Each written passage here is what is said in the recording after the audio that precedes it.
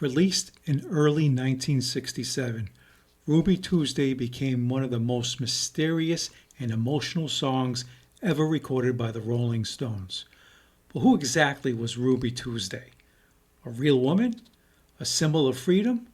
Or simply the spirit of the 1960s itself? Today, we dive deep. Hey all, welcome to the video. As we complete the track list for our next show, we wanted to take this opportunity to take one song and do a deep dive into its history and creation. As always, be sure to give this video a thumbs up, subscribe to the channel, and ring the bell to be notified of upcoming releases. Nice shirt, Crispy. Not meant for you, Johnny. Yeah, let me change the angle.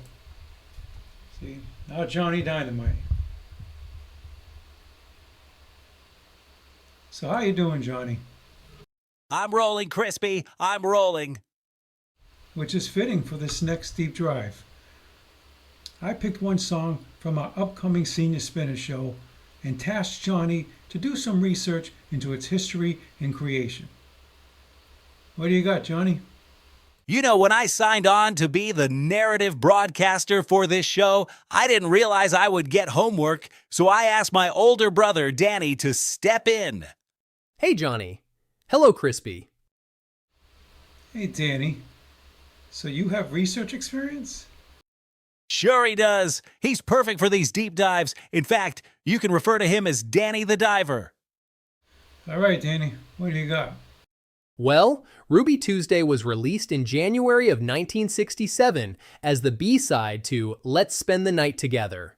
Ironically, many radio stations refused to play the more provocative Let's Spend the Night Together, so DJs flipped the record over, and Ruby Tuesday became the bigger hit.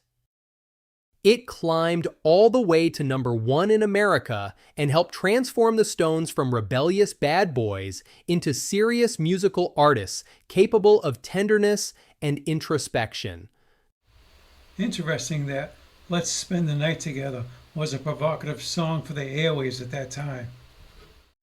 Yeah, nowadays that could qualify as foreplay for a toothpaste commercial. The song is generally credited to Mick Jagger and Keith Richards, although Keith later claimed he wrote most of it himself. Richards said the song was inspired by a woman he knew during the Stones' early struggling years, before fame exploded around them. Some believe Ruby represented a free-spirited girlfriend who drifted in and out of his life. But over the decades, Ruby Tuesday became something larger than one person. The song captured a feeling, someone beautiful, independent, impossible to hold on to. I did find that song to be a bit of a move from the Stones' standard music. One reason Ruby Tuesday stands apart from other Rolling Stones songs is its unusual instrumentation.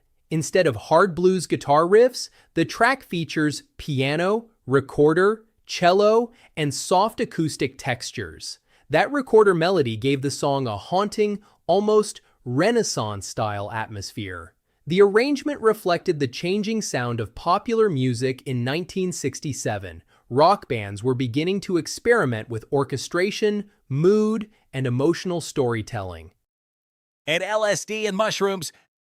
You can hear the influence of the emerging psychedelic era, but unlike the wild experimentation happening in San Francisco, the Stones kept 1 foot grounded in melancholy realism. I bet psychedelics played a role in the lyrics.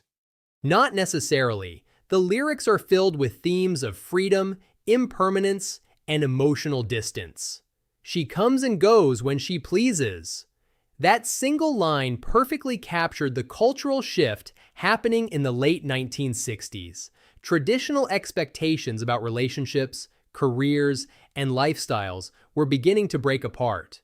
Ruby wasn't interested in being tied down. She represented independence, mystery, and maybe even the fear of losing someone you can never truly possess. Sounds like a complex character.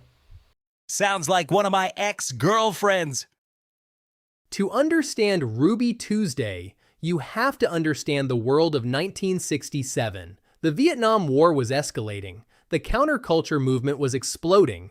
Young people were questioning authority, tradition, and social norms. Music was changing rapidly too. Bands like the Beatles, The Doors, and Jefferson Airplane were pushing rock music into more artistic and experimental territory.